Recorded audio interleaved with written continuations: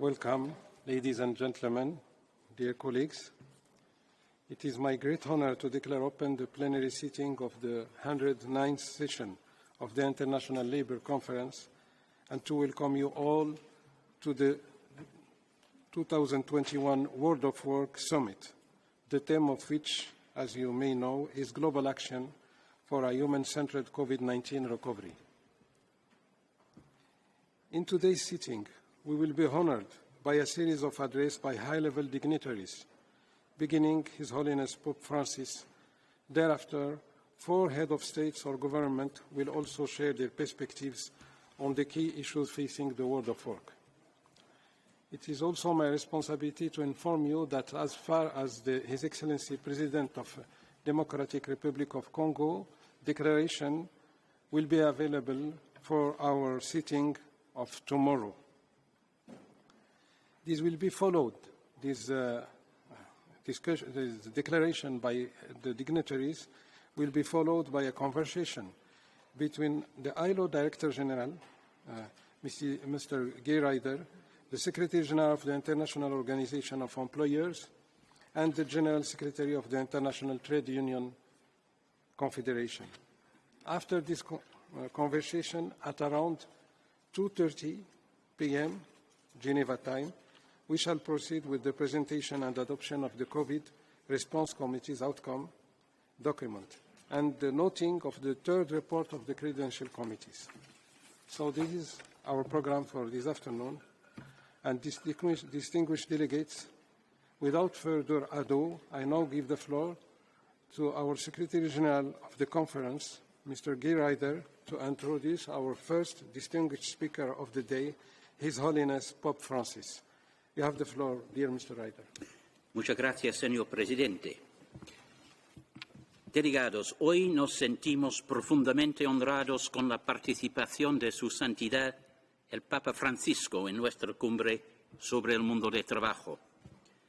A través de su historia, el OIT ha forjado alianzas con aquellos que compartían su compromiso por hacer realidad la justicia social en el mundo del trabajo. Hemos encontrado aliados en muchos lugares, incluidas entre varias creencias religiosas. Y desde la encíclica Rerum Novarum de 1891 hasta la encíclica del Papa Francisco Fratelli Tutti de 2020, hemos encontrado en la doctrina social de la Iglesia Católica muchos puntos en común con el mandato de justicia social del OIT. El Papa Francisco ha condenado la cultura imperante de la injusticia y la indiferencia, que es contraria al significado y la dimensión humana del trabajo. Se ha referido a las deficiencias de los sistemas que producen crecimiento y riqueza, por un lado, y extrema pobreza y desigualdad, por el otro. En Fratelli Tutti, el Papa Francisco presenta la solidaridad como una forma de hacer historia. Realiza un llamamiento al auténtico diálogo social para construir un camino mejor. Y nos recuerda que la paz social es una tarea ardua. Hoy, los delegados de los gobiernos, de los empleadores y de los trabajadores se reúnen virtualmente para comprometerse a actuar por una recuperación centrada en las personas. Y estoy seguro de que el Papa Francisco nos inspirará y guiará en nuestra tarea de construir un mundo de trabajo equitativo, inclusivo y sostenible. Y ahora escucharemos el mensaje de Su Santidad, el Papa Francisco. Gracias, Presidente. Thank you, Mr. Ryder. I am now highly delighted to hand over the floor to His Holiness Pope Francis.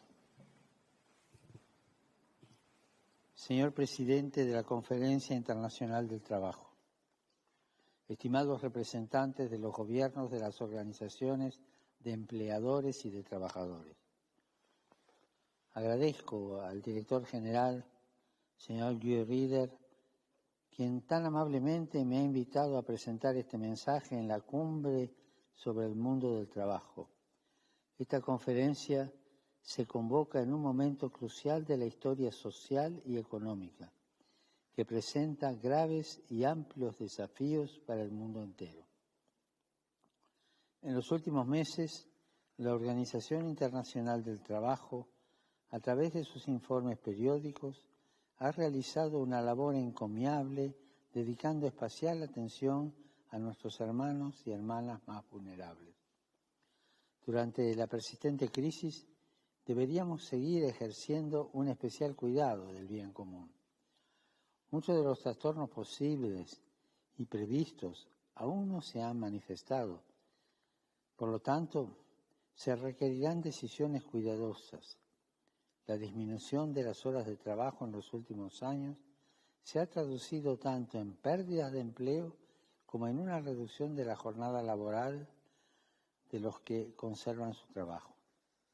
Muchos servicios públicos, así como empresas, se han enfrentado a tremendas dificultades, algunos corriendo el riesgo de quiebra o total parcial. En todo el mundo hemos observado una pérdida de empleo sin precedentes en 2020. Con las prisas de volver a una mayor actividad económica al final de la amenaza del COVID-19, evitemos las pasadas fijaciones en el beneficio, el aislacionismo y el nacionalismo, el consumismo ciego y la negación de las claras evidencias que apuntan a la discriminación de nuestros hermanos y hermanas desechables en nuestra sociedad. Por el contrario, busquemos soluciones que nos ayuden a construir un nuevo futuro del trabajo fundado en condiciones laborales decentes y dignas, que provenga de una negociación colectiva y que promueva el bien común, una frase que hará del trabajo un componente esencial de nuestro cuidado de la sociedad y de la creación. En este sentido, el trabajo es verdadera y esencialmente humano. De esto se trata, que sea humano. Recordando el papel fundamental que desempeña esta organización y esta conferencia como lugares privilegiados para el diálogo constructivo, estamos llamados a dar prioridad a nuestra respuesta hacia los trabajadores que se encuentran en los márgenes del mundo del trabajo y que todavía se ven afectados por la pandemia del COVID-19. Los trabajadores poco cualificados, los jornaleros, los del sector informal, los trabajadores migrantes y refugiados, los que realizan lo que se suele denominar el trabajo de las tres dimensiones, peligroso, sucio y degradante, y así podemos seguir la lista. Muchos migrantes y trabajadores vulnerables, junto con sus familias, normalmente quedan excluidos del acceso a programas nacionales de promoción de la salud, prevención de enfermedades, tratamiento y atención, así como de los planes de protección financiera y de los servicios psicosociales. Es uno de los tantos casos de esta filosofía del descarte que nos hemos habituado a imponer en nuestras sociedades. Esta exclusión complica la detención temprana, la realización de pruebas, el diagnóstico rastrero de contactos y la búsqueda de atención médica por el COVID-19 para los refugiados y los migrantes, y por lo tanto aumenta el riesgo de que se produzcan brotes entre esas poblaciones. Dichos brotes pueden no ser controlados e incluso ocultarse activamente, lo que constituye una amenaza adicional a la salud pública. La falta de medidas de protección social frente al impacto COVID-19 ha provocado un aumento de la pobreza, el desempeño, el desempleo, el subempleo, el incremento de la informalidad de trabajo, el retraso en la incorporación de los jóvenes al mercado laboral, que esto es muy grave, el aumento del trabajo infantil, más grave aún, la vulnerabilidad al tráfico de personas, la inseguridad alimentaria y y una mayor exposición a la infección entre poblaciones como los enfermos y los ancianos. En este sentido, agradezco esta oportunidad para plantear algunas preocupaciones y observaciones clave. En primer lugar, es misión esencial de la Iglesia apelar a todos a trabajar conjuntamente con los gobiernos, las organizaciones multilaterales y la sociedad civil para servir y cuidar el bien común y garantizar la participación de todos en este empeño. Nadie debería ser dejado de lado en un diálogo por el bien común, cuyo objetivo es, sobre todo, construir, consolidar la paz y la confianza entre todos. Los más vulnerables, los jóvenes, los migrantes, las comunidades indígenas, los pobres, no pueden ser dejados de lado en un diálogo que también debería reunir a gobiernos, empresarios y trabajadores.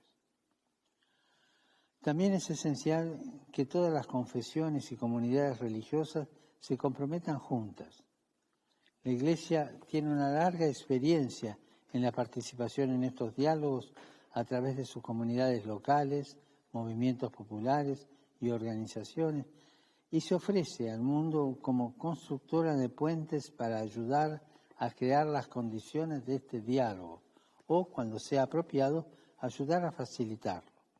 Estos diálogos por el bien común son esenciales para realizar un futuro solidario y sostenible de nuestra casa común y deberían tener lugar tanto a nivel comunitario como nacional e internacional. Y una de las características del verdadero diálogo es que quienes dialogan estén en el mismo nivel de derechos y deberes. No uno que tenga menos derechos o más derechos dialoga con uno que no los tiene. El mismo nivel de derechos y deberes garantiza así un diálogo serio.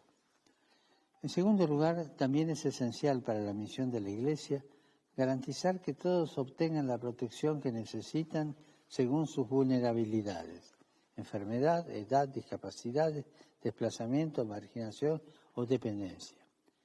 Los sistemas de protección social, que a su vez se están enfrentando a importantes riesgos, necesitan ser apoyados y ampliados para asegurar el acceso a los servicios sanitarios, a la alimentación y a las necesidades humanas básicas. En tiempos de emergencia como la pandemia de COVID-19, se requieren medidas especiales de asistencia. Una atención especial a la prestación integral y eficaz de asistencia a través de los servicios públicos también es importante. Los sistemas de protección social han sido llamados a afrontar muchos de los desafíos de la crisis, al mismo tiempo que sus puntos débiles se han hecho más evidentes. Por último, debe garantizarse la protección de los trabajadores y de los más vulnerables mediante el respeto de sus derechos esenciales, incluido el derecho de la sindicalización. O sea, sindicarse es un derecho.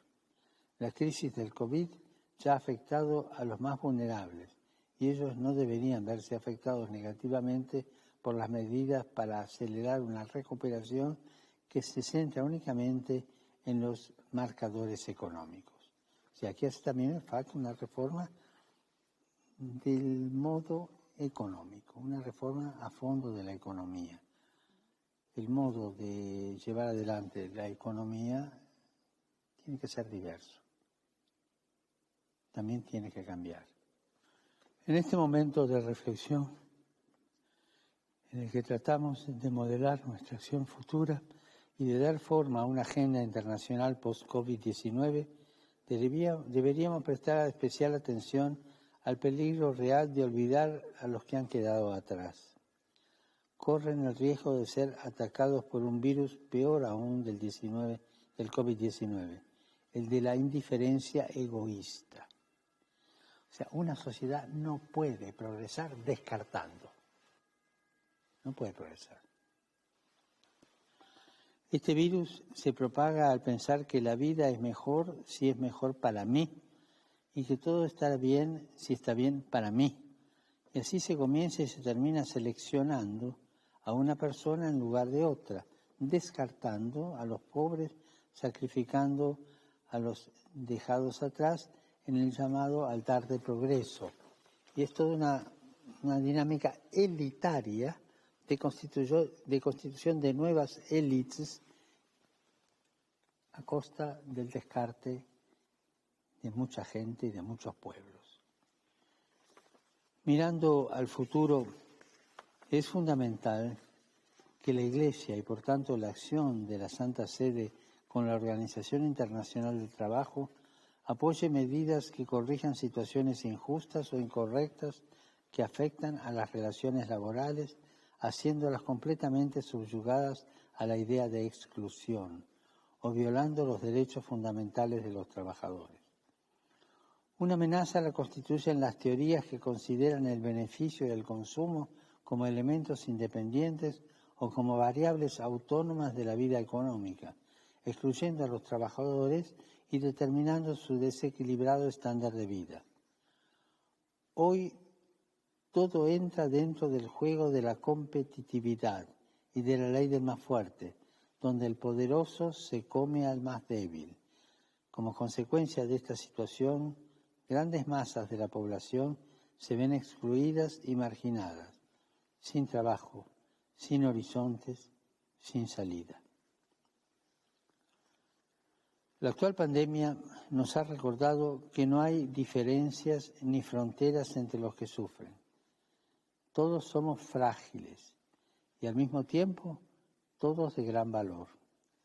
Ojalá nos estremezca profundamente lo que está ocurriendo a nuestro alrededor.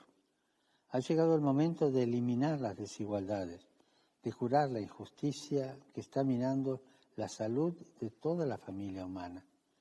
De frente a la agenda de la Organización Internacional del Trabajo, debemos continuar como ya lo hicimos en el 1931, cuando el Papa Pío XI, a raíz de la crisis de Wall Street y en medio de la Gran Depresión, denunció la asimetría entre trabajadores y empresarios como una flagrante injusticia que concedía al capital mano libre y disponibilidad. Decía así: durante mucho tiempo, en efecto, las riquezas o capital se atribuyeron demasiado a sí mismos. El capital reivindicaba para sí todo el rendimiento, la totalidad del producto, dejando al trabajador apenas lo necesario para reparar y restituir sus fuerzas. Incluso en esas circunstancias, la Iglesia promovió la posición de que la cantidad de remuneración por el trabajo realizado no solo debe estar destinada a la satisfacción de las necesidades inmediatas y actuales de los trabajadores, sino también abrir la capacidad de los trabajadores para salvaguardar los ahorros futuros de sus familias o las inversiones capaces de garantizar un margen de seguridad para el futuro. Así pues, desde la primera sesión de la Conferencia Internacional, la Santa Sede apoya una regulación uniforme aplicable al trabajo en todos sus diferentes aspectos, como garantía para los trabajadores. Su convicción es que el trabajo y, por lo tanto, los trabajadores pueden contar con garantías, apoyo y potenciación si se les protege del juego de la desregulación.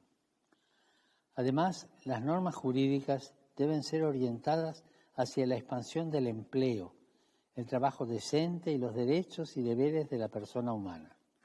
Todos ellos son medios necesarios para su bienestar, para el desarrollo humano integral y para el bien común. La Iglesia Católica y la Organización Internacional del Trabajo, respondiendo a sus diferentes naturalezas y funciones, pueden seguir aplicando sus respectivas estrategias, pero también pueden seguir aprovechando las oportunidades que se presentan para colaborar en una amplia variedad de acciones relevantes. Para promover esta acción común es necesario entender correctamente el trabajo. El primer elemento para dicha comprensión nos llama a focalizar la atención necesaria en todas las formas de trabajo, incluyendo las formas de empleo no estándar. El trabajo va más allá de lo que tradicionalmente se ha conocido como empleo formal, y el programa de trabajo decente debe incluir todas las formas de trabajo. La falta de protección social de los trabajadores de la economía informal y de sus familias los vuelve particularmente vulnerables a los choques, ya que no pueden contar con la protección que ofrecen los seguros sociales o los regímenes de asistencia social orientados a la pobreza.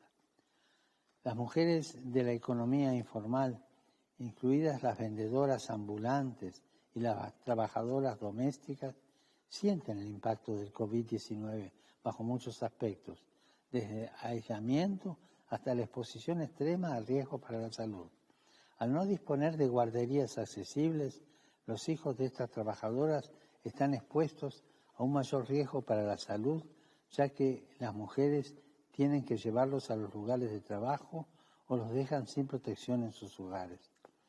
Por lo tanto, es muy necesario garantizar que la asistencia social llegue a la economía informal y preste especial atención a las necesidades particulares de las mujeres y de las niñas.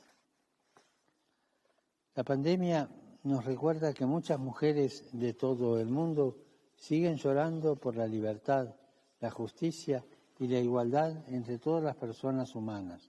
Aunque hubo notables mejoras en el reconocimiento de los derechos de la mujer y en su participación en el espacio público, todavía hay mucho que avanzar en algunos países. No se terminan de erradicar costumbres inaceptables. Destaco la vergonzosa violencia que a veces se ejerce sobre las mujeres, el maltrato familiar y distintas formas de esclavitud. Pienso en la desigualdad del acceso a puestos de trabajo dignos y a los lugares donde se toman las decisiones. Segundo elemento para una correcta comprensión del trabajo. Si el trabajo es una relación, entonces tiene que incorporar la dimensión del cuidado, porque ninguna relación puede sobrevivir sin cuidado. Aquí no nos referimos solo al trabajo de cuidados. La pandemia nos recuerda su importancia fundamental, que quizás hayamos desatendido. El cuidado va más allá, debe ser una dimensión de todo trabajo. Un trabajo que no cuida, que destruye la creación, que pone en peligro la supervivencia de las generaciones futuras, no es respetuoso con la dignidad de los trabajadores y no puede considerarse decente. Por el contrario, un trabajo que cuida contribuye a la restauración de la plena dignidad humana, contribuirá a asegurar un futuro sostenible y a las generaciones futuras. Y en esta dimensión del cuidado entran en primer lugar los trabajadores. O sea, una pregunta que podemos hacernos en el cotidiano. ¿Cómo una empresa, imaginemos, cuida a sus trabajadores? Además de una correcta comprensión del trabajo, salir en mejores condiciones de la crisis actual requerirá el desarrollo de una cultura de la solidaridad para contrastar con la cultura del descarte que está en la raíz de la desigualdad y que aflige al mundo. Para lograr este objetivo habrá que valorar la aportación de todas aquellas culturas como la indígena, la popular, que a menudo se consideran marginales, pero que mantienen viva la práctica de la solidaridad, que expresa mucho más que algunos actos de generosidad esporádicos. Cada pueblo tiene su cultura. Creo que es el momento de liberarnos definitivamente de la herencia de la Ilustración que llevaba la palabra cultura a un cierto tipo de formación intelectual o de pertenencia social. Cada pueblo tiene su cultura y debemos asumirla como es. Es pensar y actuar en términos de comunidad, de prioridad de la vida de todos, sobre la apropiación de los bienes por parte de algunos. También es luchar contra las causas estructurales de la pobreza, la desigualdad, la falta de trabajo, de tierra y vivencia, la negación de los derechos sociales y laborales. Es enfrentar los destructores efectos del imperio del dinero. La solidaridad, entendida en su sentido más hondo, es un modo de hacer historia, y esto es lo que hacen los movimientos populares. Con estas palabras me dirijo a ustedes, participantes de la 109 Conferencia Internacional del Trabajo, porque como actores institucionalizados del mundo del trabajo, tienen una gran oportunidad de influir en los procesos de cambio ya en marcha. Su responsabilidad es grande, pero aún es más grande el bien que pueden lograr. Por tanto, los invito a responder al desafío que nos enfrentamos.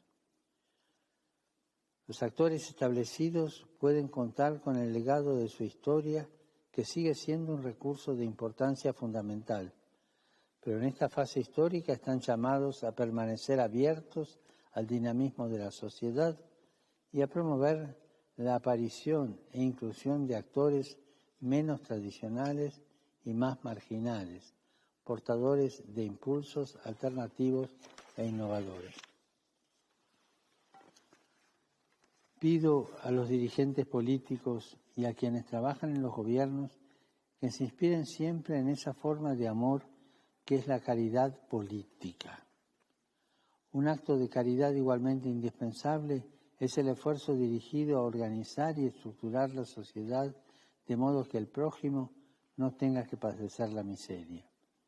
Es caridad acompañar a una persona que sufre, y también es caridad todo lo que se realiza, aún sin tener contacto directo con esa persona, para modificar condiciones sociales que provocan el sufrimiento. Si alguien ayuda a un anciano a cruzar un río, y eso es exquisita caridad, el político le construye un puente, y eso también es caridad.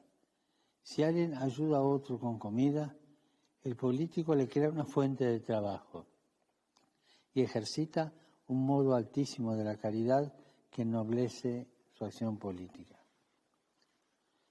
Recuerdo a los empresarios su verdadera vocación: producir riqueza al servicio de todos. La actividad empresarial es esencialmente una noble vocación orientada a producir riqueza y a mejorar el mundo para todos. Dios nos promueve, espera que desarrollemos las capacidades que nos dio y llenó el universo de potencialidades. En sus designios, cada hombre está llamado a promover su propio progreso, y esto incluye fomentar las capacidades económicas y tecnológicas para hacer crecer los bienes y aumentar la riqueza. Pero en todo caso, estas capacidades de los empresarios, que son un don de Dios, tendrán que orientarse claramente al desarrollo de las demás personas y a la superación de la miseria, especialmente a través de la creación de fuentes de trabajo diversificadas. Siempre, junto al derecho de propiedad privada, está el más importante y anterior principio de la subordinación de toda propiedad privada al destino universal de los bienes de la tierra, y por tanto el derecho de todos a su uso. A veces al hablar de propiedad privada olvidamos que es un derecho secundario, que depende de este derecho primario que es el destino universal de los bienes.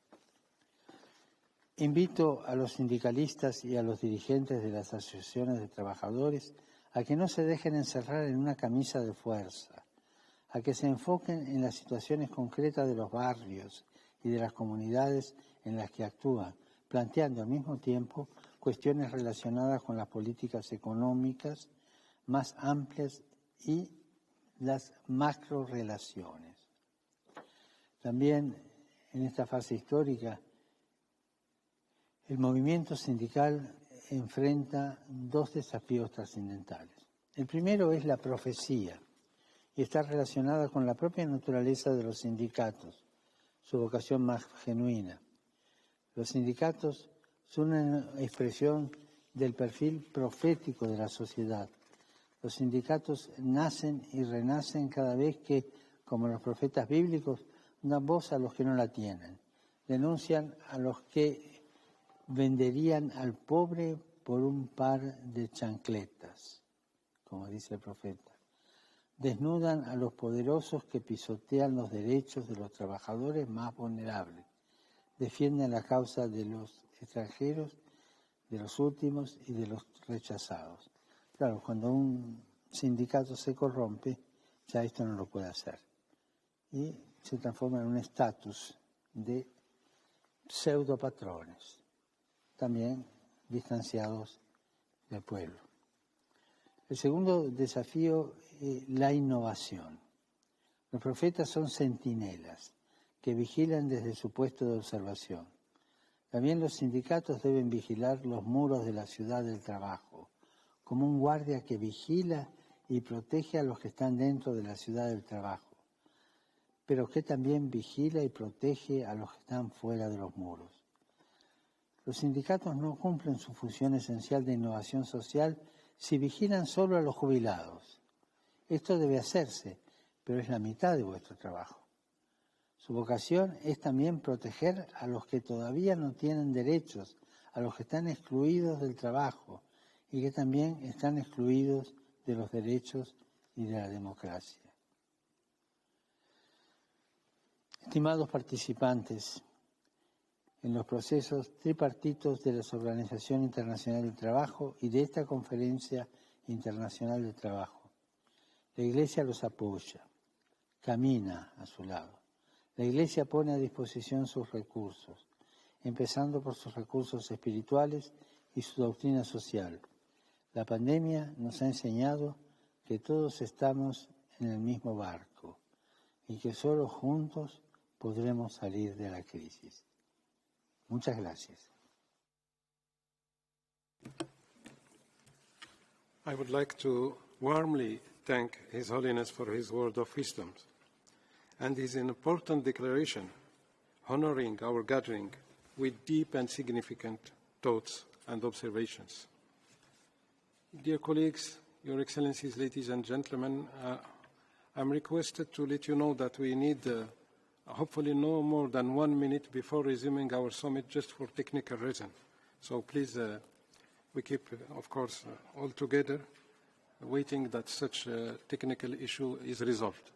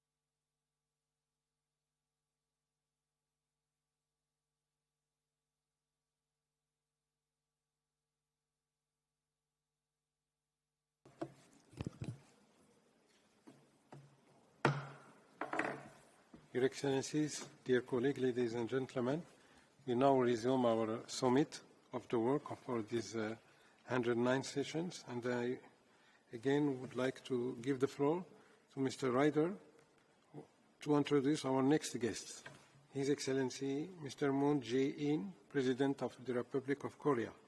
Mr. Ryder, the floor is yours. Thank you very much, Mr. President. As you say, it's now my great honour and pleasure to introduce His Excellency Mr. Moon Jae-in, President of the Republic of Korea. A member of the ILO since 1991, the Republic of Korea has, under the leadership of President Moon, demonstrated particular commitment to promoting respect for fundamental principles and rights at work. And as a result, this year, Korea ratified the key international labour conventions on freedom of association, on the right to collective bargaining, and on the prohibition of forced labour. And in the face of COVID-19, Korea has taken strong, purposeful and collective action and is now sharing its achievements and experience. It is committed to supporting developing countries to overcome the impact of the pandemic. We are very much encouraged by President Moon's advocacy for solidarity, cooperation, multilateralism and inclusiveness in fighting COVID-19, as well as for coexistence and a new prosperity. And we look forward very much to hearing President Moon's address. Thank you, President. Thank you very much, dear Director General. I am now pleased to give the floor to His Excellency Mr. Moon Jae-in. Please, Your Excellency, go ahead. 존경하는 가이라이더 사무총장님, 각 대륙을 대표하는 국가정상과 노사정 대표 여러분, 코로나 위기를 넘어 사람 중심 회복을 추구하는 ILO의 노력에 감사드리며 ILO 총회 1의 세계 정상회담에 아시아 태평양 지역의 대표로 함께하게 되어 매우 뜻깊게 생각합니다. ILO는 지난 100년 인류의 자유와 존엄, 경제적 안정과 기회의 균등을 실현해왔고 일자리 창출과 노동기본권 향상의 선두에 서 있었습니다. 코로나 극복의 과정에도 각국 노사정 대표들과 글로벌 회담을 개최하여 사회적 대화를 통한 포용적 위기 극복을 독려했습니다. 노동의 가치를 지키고 언제나 일과 함께하는 세계를 위한 오늘의 정상회담이 포스트 코로나 시대의 일자리 불평등을 막는 데 지혜와 힘을 모으는 계기가 되길 바랍니다. 사무총장님, 각국 정상과 노사정 대표 여러분, 노동은 인간 존재의 근거이며 노동을 위한 일자리는 우리 삶의 기초입니다.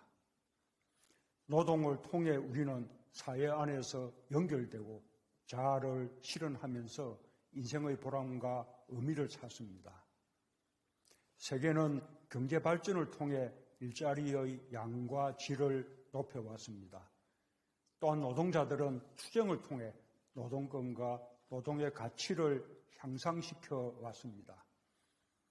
완전고용과 노동자의 생활 수준 향상을 추구했던 1944년 필라델피아 선언은 아직도 많은 이들의 가슴에 울림을 주고 있습니다. 일자리는 이제 모든 나라의 핵심적인 정책 목표가 되었습니다. 나 역시 정부 출범 초기부터 일자리가 성장이고 최고의 복지라는 믿음으로 고용의 양과 질을 함께 높이기 위해 최선을 다해왔습니다.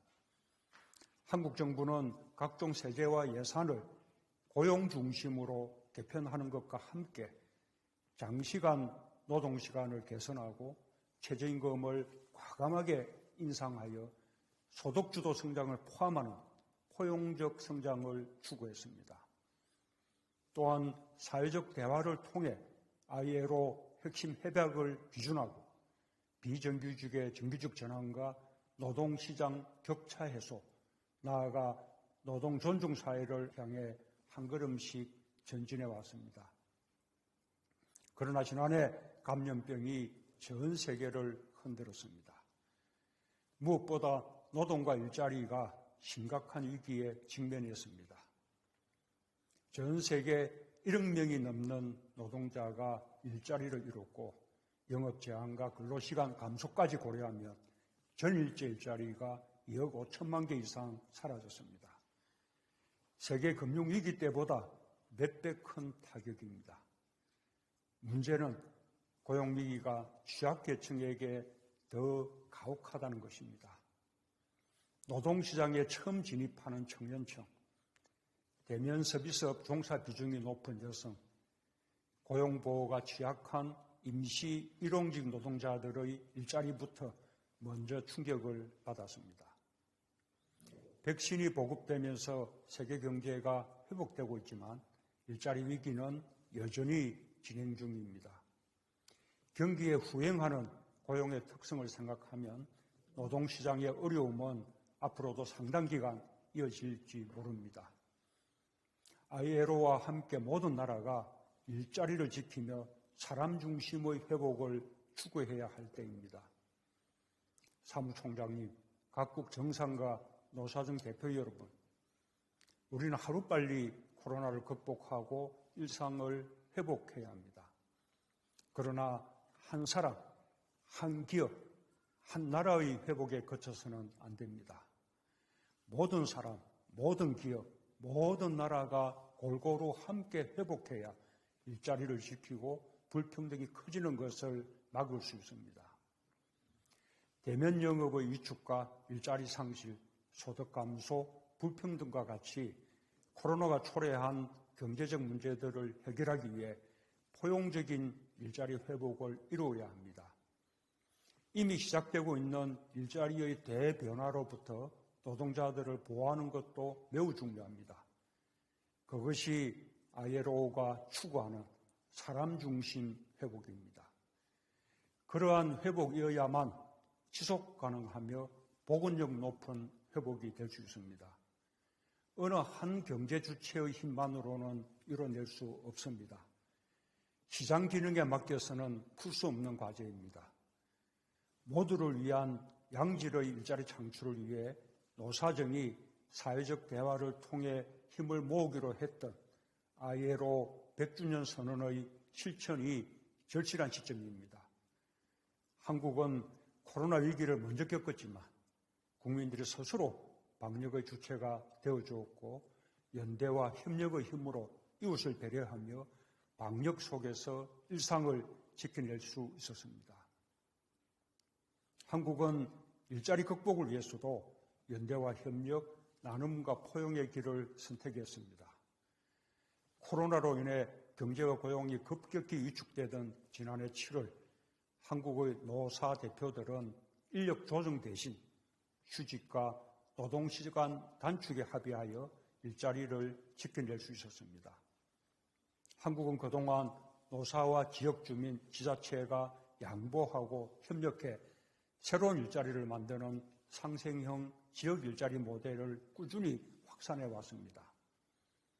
그중 광주형 일자리는 코로나 위기 속에서도 23년 만에 국내 완성차 공장 설립이라는 성과를 이뤄냈습니다. 현재 8개 지역에서 상생협약이 체결되었고 고용위기 극복에 노사, 지자체가 함께하며 총 460억 불 투자를 통해 13만 개의 일자리를 만들고 있습니다. 정부도 노사의 상생 노력을 적극 뒷받침하고 있습니다. 기업의 인건비 부담을 나누기 위해 고용유지 지원금을 대폭 확대했습니다. 재정을 통해 취약계층에게 일자리 기회를 제공하면서 공공부문이 일자리의 버팀목이 될 수 있도록 노력하고 있습니다. 국민취업지원제도, 전국민 고용보험 등으로 실직자를 더욱 두텁게 보호하고 생계급여의 부양의무자 기준 폐지, 상병수당 도입 등 복지 확대에도 속도를 높이고 있습니다. 위기가 불평등을 키웠던 과거의 경험을 반복하지 않기 위해 고용 안전망과 사회 안전망을 더욱 강화해 나갈 것입니다. 사무총장님, 각국 정상과 노사정 대표 여러분, 당면한 위기 극복을 넘어 더 나은 일자리를 더 많이 만드는 것으로 이어질 때 진정으로 사람 중심 회복이라 할 수 있을 것입니다. 코로나로 디지털 그린 경제 전환이 빨라지고 일자리의 미래에도 새로운 기회의 문이 열렸습니다. 데이터, 네트워크를 활용한 새로운 서비스가 창출되고 ESG 경영을 통해 저탄소 전환에 동참하는 기업들이 늘면서 신기술, 신산업 분야 일자리가 빠르게 증가하고 있습니다. 한국도 포스트 코로나 시대의 도전에 대응하고 기회를 활용하기 위해 1,400억 불의 재정을 투자하는 한국판 유지를 추진 중입니다. 디지털 그린 분야를 중심으로 2025년까지 190만 개 일자리 창출을 목표로 하고 있습니다. 날로 가속화되는 경제사회 구조 변화 속에서 사회 구성원 모두가 더 나은 일자리 기회를 누릴 수 있도록 공정한 전환을 이루기 위해 노력할 것입니다. 소프트웨어, 인공지능, 녹색기술 분야 핵심 인재를 양성해 신산업의 성장을 뒷받침하고 직업훈련 체계를 개편하고 취업지원 서비스를 강화하여 노동자들이 새로운 일자리로 원활히 이동할 수 있도록 돕고자 합니다. 새로운 일자리가 만들어지는 과정에서 플랫폼 노동 등 새로운 형태의 고용관계가 확산되고 있습니다. 노동자와 사용주의 구분을 전제로 한 기존의 노동보호 체계를 보완할 필요성이 높아지고 있습니다. 지난 100년 국제노동기준을 확립하며 노동권 확대를 위해 애써온 성과가 이어질 수 있도록 ILO를 중심으로 해결 방안을 함께 모색하게 되길 기대합니다. 가이라이더 사무총장님, 각 대륙을 대표하는 국가정상과 노사정 대표 여러분, 코로나 위기 속에서 우리는 서로의 노동에 의존하며 일상의 상실을 최소화할 수 있었습니다. 코로나는 역설적으로 그동안 주목받지 못했던 분야의 노동 가치를 느끼게 해주었고 우리는 필수 노동자라는 말을 쓰게 되었습니다. 세계 각국은 필수 노동자의 처우 개선이 결국에는 공동체의 이익으로 돌아간다는 사실을 깨닫기 시작했지만 충분한 처우 개선에는 아직 거리가 멉니다. 사람 중심 회복의 시작은 우리 주변에서 마주치는 노동의 가치를 정당하게 평가하고 일자리의 양가질을 높이기 위해 힘을 모으는 것입니다. 사람 중심 회복을 통해서만 사람 중심 경제가 만들어질 수 있습니다. 코로나 위기를 극복하고 더 나은 일자리를 만들기 위해 사람을 중심에 놓고 연대와 협력, 나눔과 포용의 길로 함께 나아갑시다. 감사합니다. I would like to thank His Excellency for his words of support of our work and his important and valuable contribution for this summit. Director General, may I now turn to you to introduce our third high-level speaker of the day, His Excellency Mr. Antonio Costa, Prime Minister of the Portuguese Republic. Mr. Ryder, we are pleased to be in your hands. Thank you once again, Mr. President, and it is now my very great pleasure to introduce His Excellency Mr. Antonio Costa, Prime Minister of the Republic of Portugal. Portugal was a founding member of our organisation, and the partnership with the ILO has gone from strength to strength over the years, anchored in Portugal's very strong commitment to the ILO's principles and values. We have appreciated and benefited from Portugal's solidarity as a partner in our development cooperation programme, an important channel for providing services to constituents. And Prime Minister Costa's participation today is further testimony to Portugal's attachment to the ILO, to the United Nations, and to multilateralism. During Portugal's presidency of the Council of the European Union in the first half of this year, Prime Minister Costa has helped steer the EU to lay the foundations for a recovery from the crisis, which is based on social justice, with a key role for social dialogue. We have been encouraged by his vision of Europe's recovery from the crisis and of a fair, green and digital Europe with a future. In this regard, the action plan for the implementation of the European Pillar for Social Rights, recently adopted at the Porto Social Summit, reflects very closely the commitments of the ILO's own Centenary Declaration and the United Nations 2030 Agenda. So we are now very honoured to hear from Prime Minister Costa. Thank you. Many thanks, Director General. I am now delighted to hand over the floor to His Excellency Mr. Antonio Costa. Please go ahead, sir. Quero começar por agradecer a Guy Ryder, Diretor-Geral da Organização Internacional do Trabalho, a organização desta cimeira e ter tido a gentileza de me convidar para participar. A pandemia teve, obviamente, um brutal impacto na saúde. Milhões de mortos, milhares de doentes infectados. Mas a saúde teve outras consequências na nossa sociedade. Utilizando as próprias palavras de Guy Ryder, no relatório que apresentou, a pandemia expôs com uma brutalidade intolerável as realidades múltiplas e crescentes das desigualdades nas nossas sociedades, desigualdades essas que têm em larga medida raízes no mundo do trabalho. Deste modo, a dualidade do mercado de trabalho ficou bem exposta. De um lado, as pessoas que têm relações laborais típicas, relativamente estáveis, para quem os mecanismos de proteção de emprego ou de proteção no desemprego se revelaram particularmente eficazes. Muito importante, por exemplo, na União Europeia, os mecanismos que foram adotados com base nos programas SURE ou REACT, que permitiram financiar as medidas que em Portugal se chamaram Layoff, ou na Alemanha Kurzarbeit, ou ERTE em Espanha, e que protegeram essencialmente o emprego de empresas que tinham paralisado a sua atividade. Mas, por outro lado, verificámos as múltiplas formas de precariedade e informalidade para as quais os modelos tradicionais de proteção se revelaram impotentes e que atingiram de forma mais particular os mais vulneráveis, os trabalhadores informais, os jovens, os migrantes, as mulheres. Ou seja, para estes, quer a proteção no emprego, quer a proteção no desemprego, revelou-se particularmente frágil. O combate à precariedade é, por isso, essencial para a defesa da dignidade da pessoa humana.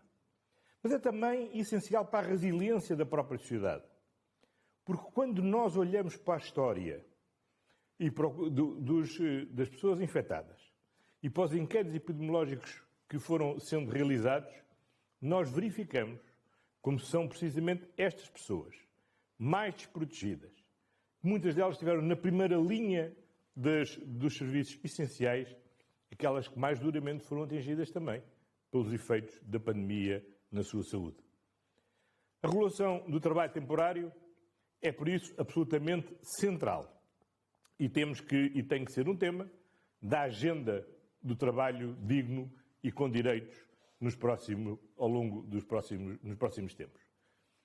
Trabalho temporário disponibilizado numa empresa, mas trabalho efetivo para quem trabalha para empresas de trabalho temporário. Por outro lado, a pandemia acelerou a transição para a sociedade digital, evidenciando muitas das suas oportunidades, mas também muitas das suas fragilidades. Com esta transição, divulgou-se muito o teletrabalho, acelerou-se muito a capacidade de poder ter ensino à distância, medicina à distância. E isso são, obviamente, ferramentas que permitem ter a maior flexibilidade na nossa vida social, sem que percamos os contactos uns com os outros. Sem essas ferramentas digitais, teríamos estado todos ainda muito mais isolados. Mas a verdade também é que podemos testar quais são os limites destas oportunidades e os desafios que isso coloca ao direito do trabalho. E é por isso muito claro que na agenda dos próximos tempos temos que ter a regulação do teletrabalho e, sobretudo, a regulação nas plataformas digitais. Do mesmo modo, é também fundamental investir nos skills, upskills e reskilling de todos aqueles que são trabalhadores ativos e que muito rapidamente tiveram que se adaptar às novas ferramentas digitais. Na Cimeira Social do Porto, que foi um marco fundamental da nossa presidência da União Europeia, demos um passo histórico. Pela primeira vez, tivemos um compromisso alargado entre parceiros sociais, Estados-membros, instituições europeias, no apoio ao Plano de Ação da União Europeia para pôr em marcha o pilar social dos direitos sociais, com objetivos concretos, metas quantificadas. Um deles, decisivo para o futuro do trabalho, que é a meta de assegurar que 60% dos trabalhadores participarão pelo menos uma vez por ano em ações de formação ao longo da próxima década. Trabalho digno e com direitos é mesmo fundamental assegurar para a dignidade da pessoa humana, mas é também essencial e indispensável para termos uma sociedade mais resiliente, menos expostas nas suas vulnerabilidades a situações como esta da pandemia. A pandemia é um mal que ninguém desejou, mas é uma lição que todos devemos procurar aprender. Muito obrigado, Guy. Bom trabalho a todos. I would like to thank His Excellency, Prime Minister of Portugal, for his words and his important analysis shared with the summit. I now give the floor once again to Mr. Ryder so he may introduce a message from His Excellency, Mr. Joseph Biden, President of the United States of America. The floor is yours, sir. Thank you again, President, and I am honoured now to introduce His Excellency Joseph Biden, President of the United States of America. President Biden is the third President of the US to address the International Labour Conference since his country became a member of the ILO in 1934. In 1941, President Franklin Roosevelt described the creation of the ILO as a wild dream made a reality. And in 1999, President Bill Clinton addressed the conference session which adopted the Convention on the Elimination of the Worst Forms of Child Labour, the only convention to have ever achieved universal ratification. President Biden has signalled strong commitment to labour and to employment issues, guided by considerations of decency and justice in both domestic and international policy, and with the imperative of building back better. Today we thank President Biden for his message of encouragement to continue to strive for the realisation of the ILO's values and principles.